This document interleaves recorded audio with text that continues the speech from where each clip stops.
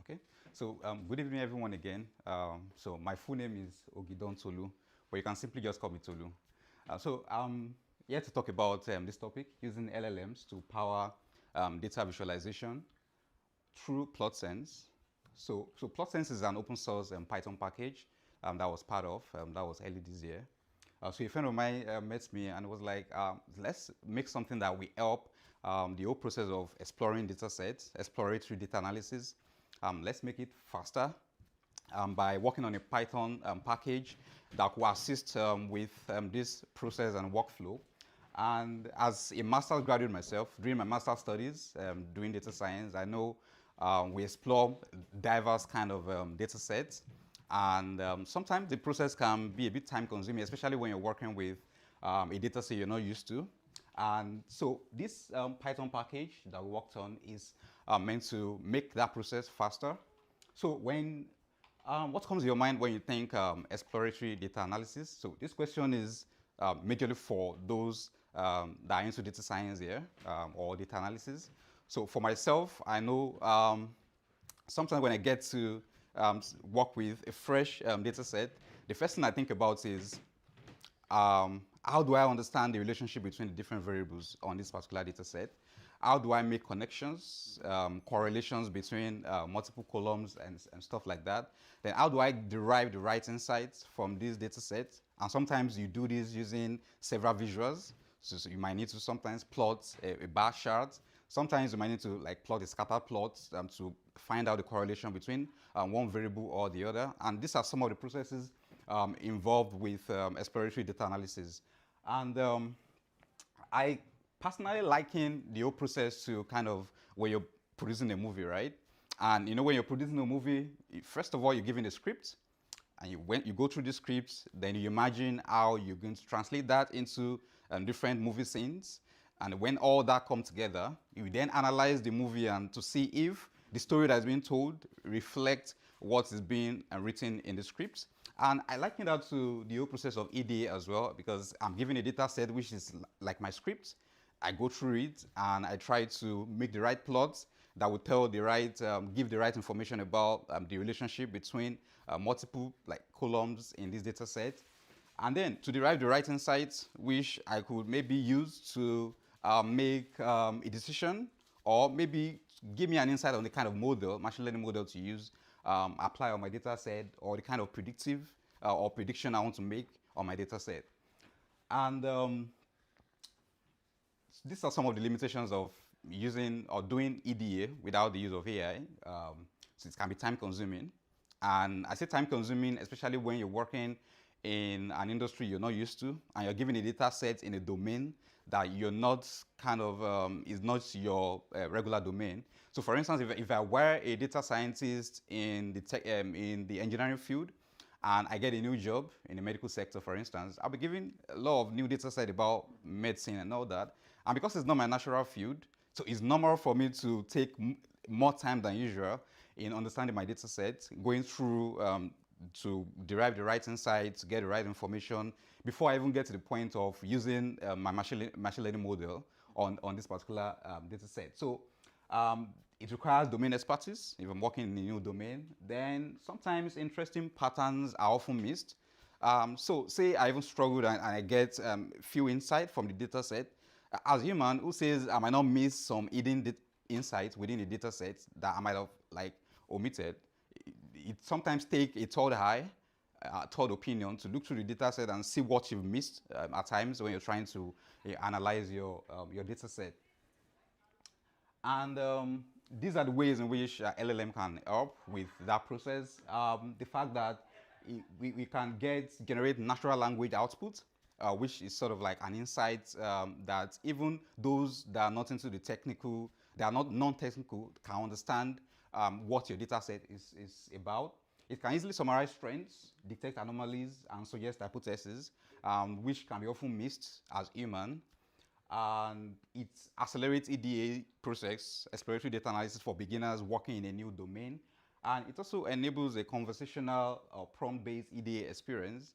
Yeah, I know somebody talked about how inaccurate my LLM can be. Sometimes it can lie, and it can requires you prompting it further, giving it more context, to at least get the right insight that you want from your data set. So the fact that you can converse with it, prompt it, and refine the output, it's an advantage as well in applying it in EDA. And here come PlotSense. So initially, I liken the whole EDA process to be like a movie production. So if it were a movie production, then the PlotSense, the product that we worked on, which is the Python package, it has three major modules.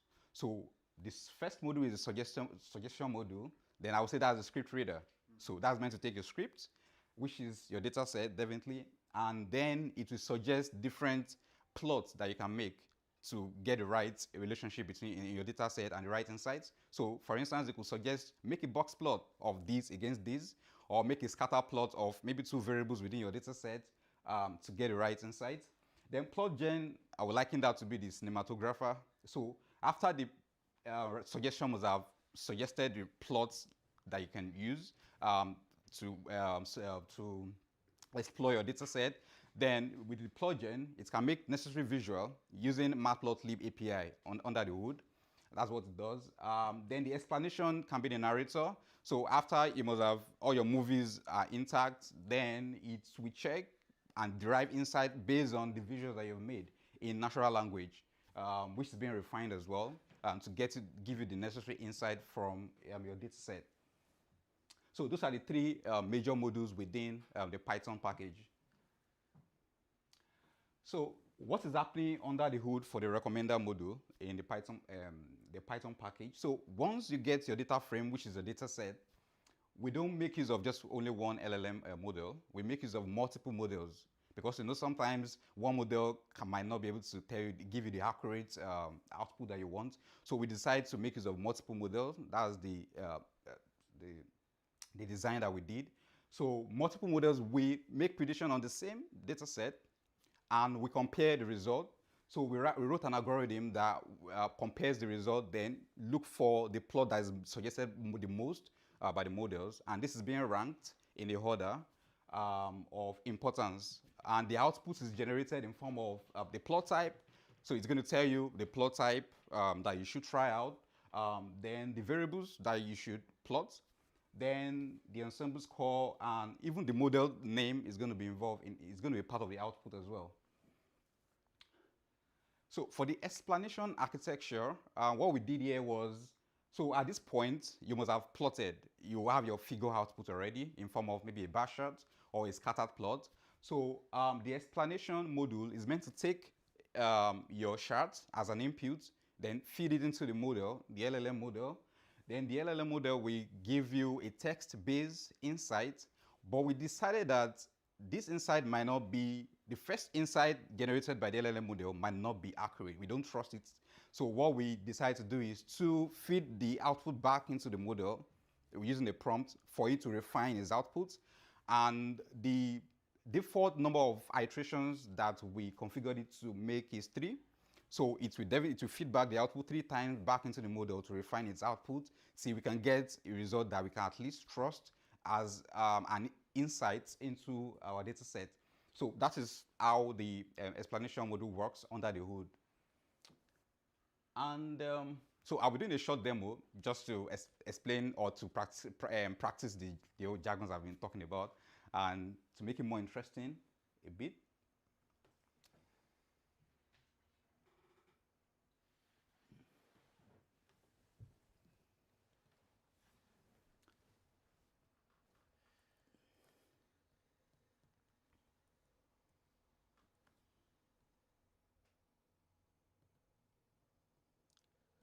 So this is a notebook environment.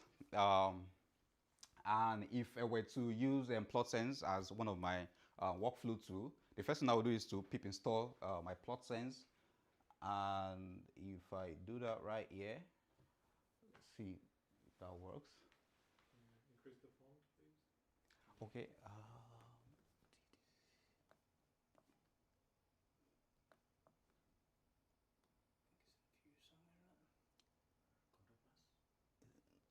Control plus. You did this before. I know. I was going to remember. Sorry, I'm used to using tiny fonts. trying to.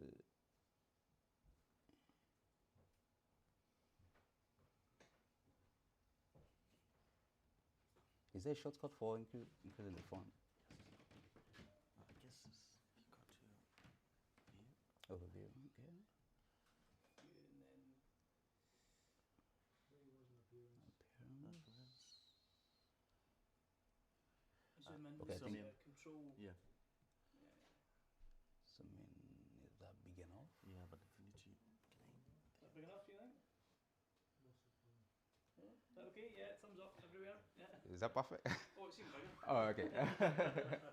So, so the PlotSense is a Python package, and as any other package works, so the first thing you do whenever you want to use it is to pip install, and that's we download all the dependencies, and then I will import PlotSense as PS.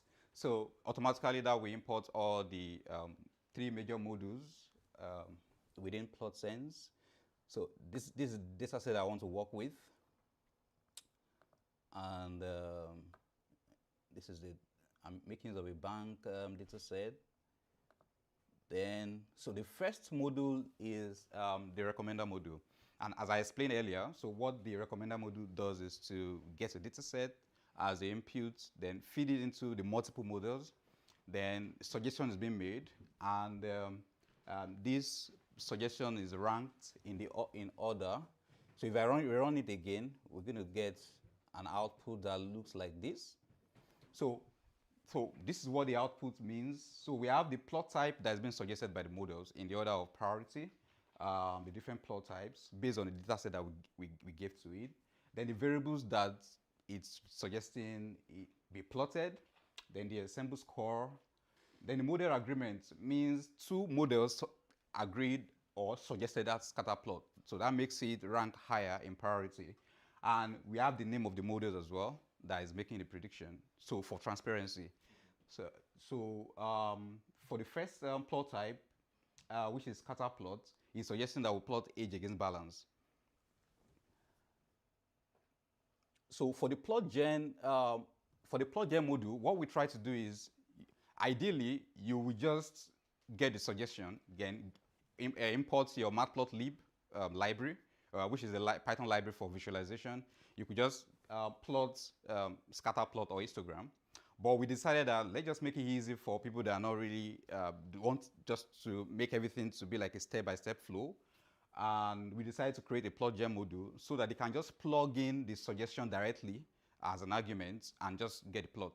So instead of trying to figure out the plot within the matplotlib and trying to figure out the plot type and the argument, so we decided that plotgen module should be as seamless as possible, easy to just plug in the suggestion from the model, then it will just make the plot that's been suggested. So what we did there was we have our data set as a first argument in the module. Then this 0 here means the index number for scatter plots, because that's what I'm trying to plot. Then the recommendation is the output, the total output that is being generated. So when I run that, I'm going to have the scatter plot of age against balance. So I don't have to figure out how to use a matplotlib library to make a plot of the scatter plot. I just need to plug in my suggestion, then the index of the particular plot I've selected among the list, then the whole recommendation output as well, plug it in, then I'll get my plots. So that makes the whole process of trying to analyze my data easier and faster. So there are two ways in which we design the plotgen module. So either we use that three arguments, as I explained, or we use just two arguments. So this is easier. You just plug in your data set, which is the bank df, then the recommendation outputs, then we index against 0, which is the plots that I picked, which is the scatter plot. And if I run that again, I'm going to be having the same output, which is a scatter plot of age against balance. So it's easy for me to just put in my data set into the recommendation module, get the necessary suggestion of multiple plots, then pick one of the plots based on index, feed it into the plotgen module, and that will automatically just generate the plot for me. Then at this stage now, the movie is done, everything is all created, but I'm trying to get the necessary insight from my data set. So we went further that once you have a figure output, you can feed it into our explanation module, which is a third module within the Python library. And once we feed it into the explainer module, then it will take it as an input into the LLM model. So the LLM model will generate a text-based insight. Of course, it will go through the 3-step iteration to refine the output before it prints out the final result. So if I run that,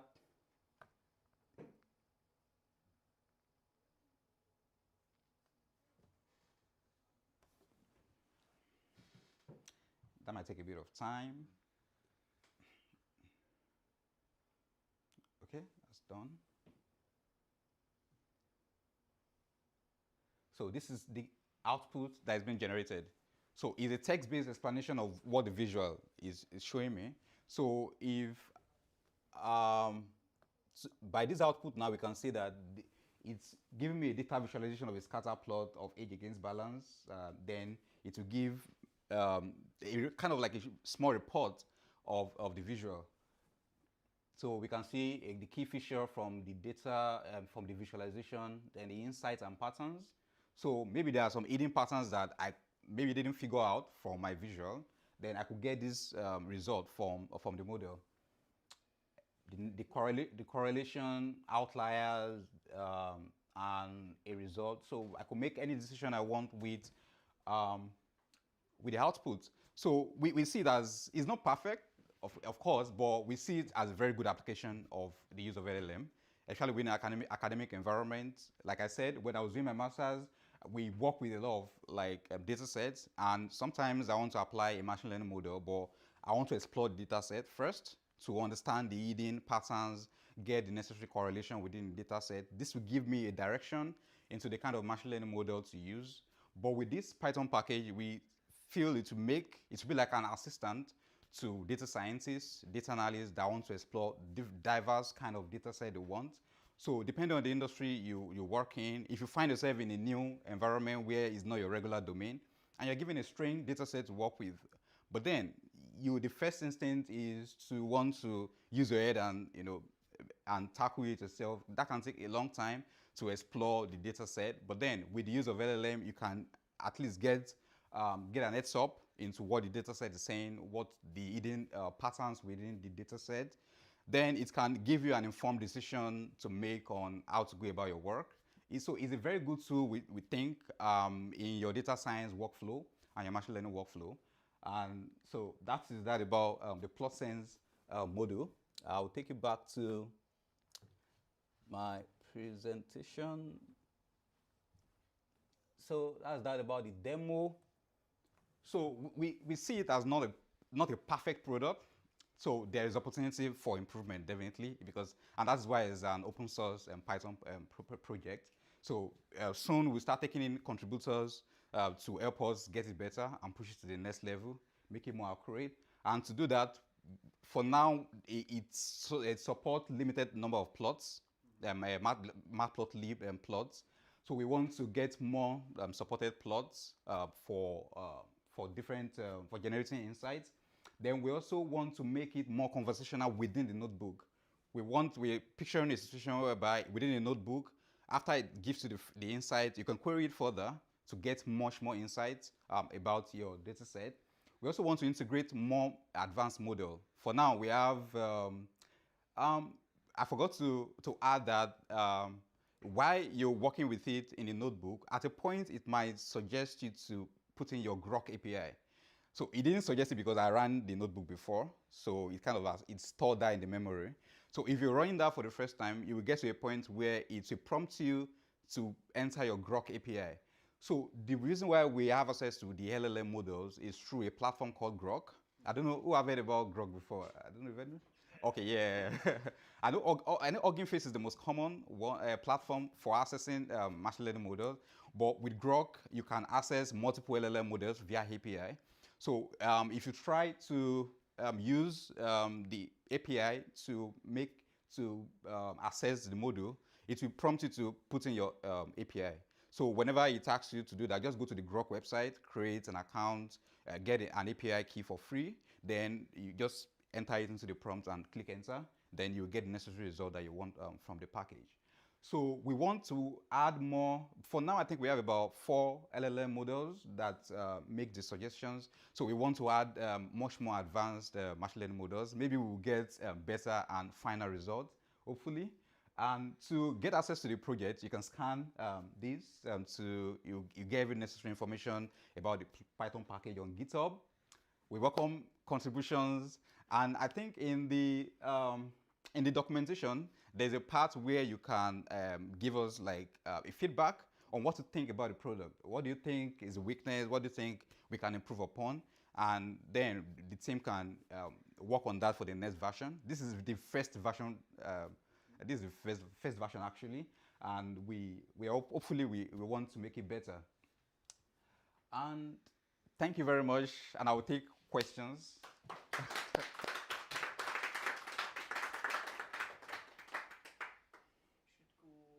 Solid blue. Yep. Yeah, yeah. Give it a wee test. Okay. So thank you very much for the introduction to this package. Is there an option to use a model you run locally? Because it's mean if you call an external model, it's mean you send your data outside. And if it's company data, that's problematic. So can you install a local open source LLM and connect it to PlotSense? Yeah, actually, we've thought about that. Data security is very important, especially when we're dealing with LLM, and it's one of the major problems that is kind of hindering the adoption, especially in enterprises. And we're working on that in the next version. As a matter of fact, at the point while we're having some of our sprint meetings, we talked about even having our own model that is trained. But this is what we have access to for now at this particular point. Maybe in the next version, we'll try to work on customize it to use like a custom model. So, say for instance, you have your own model within in-house within your enterprise, then we'll just find a way to make it usable with a custom model. Okay. Also, I see it to be very useful for academia, especially academic research. Yeah. Is there a way to provide more context? Because, you know, if the last stage basically is more about describing your plots than explaining anything, but you could provide, you know, using RAGs or fine tuning, you could provide actually scientific papers, and then you could just not have a description of your correlation, but like causality or, you know, actual explanation of your data. So can you provide more context and not just your data? I think that can be worked on. We try to do something close. If you look at the kind of, I would like us to go through the output again. I get what you mean. We try to do something close in this explanation here. This kind of structure we give to the output. We wanted it to,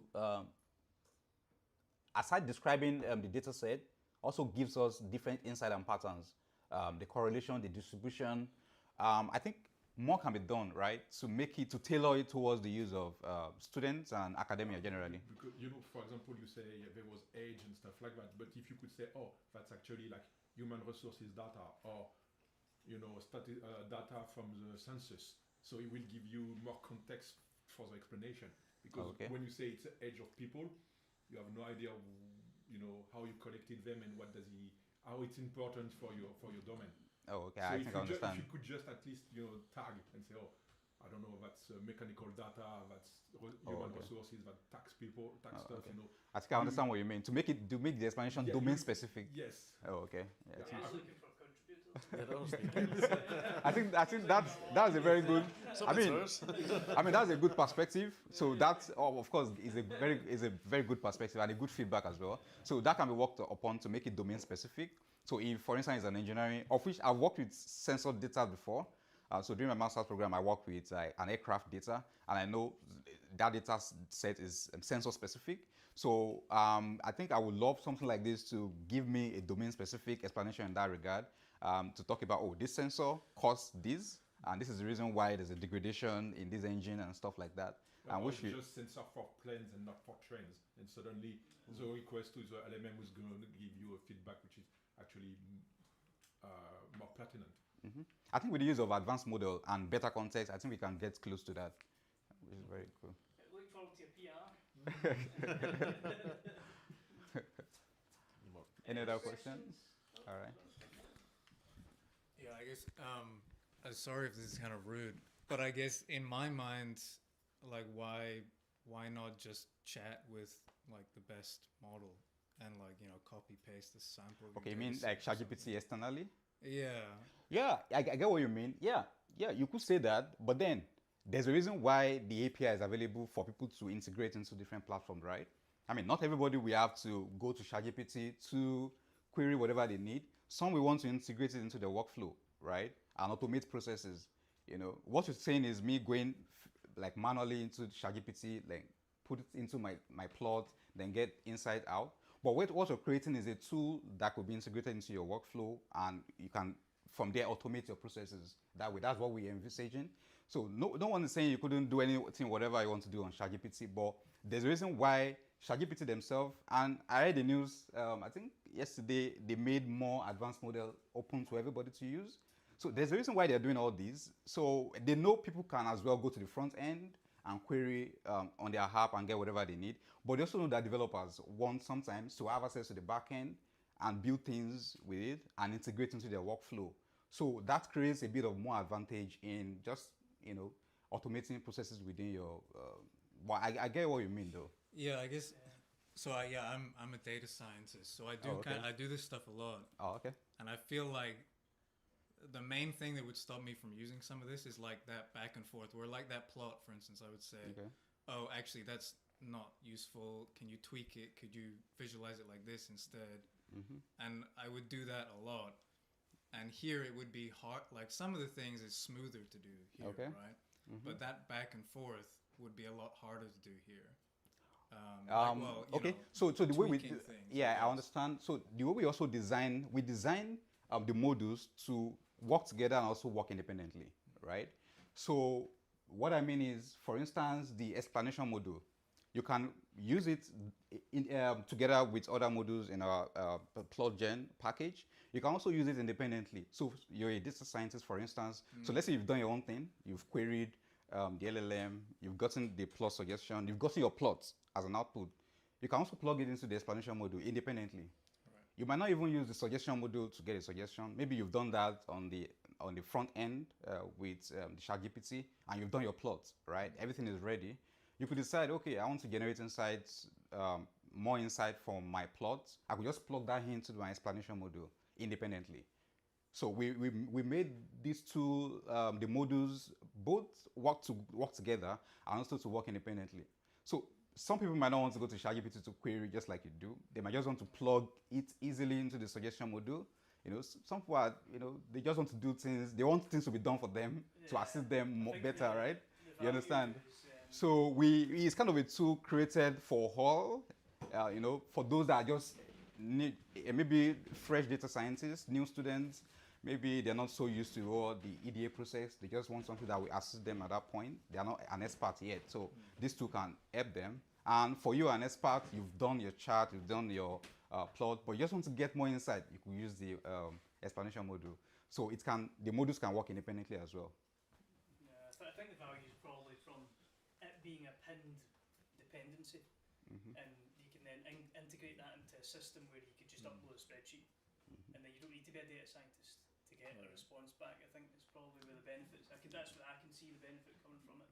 Yeah. Someone in admin can generate the report rather than someone in data science. Yeah, sure. And even for someone that is not too tech savvy, but just want something that will just like generate sort of like a small report for them from the plot. Yeah. Any other questions? Is there anybody else?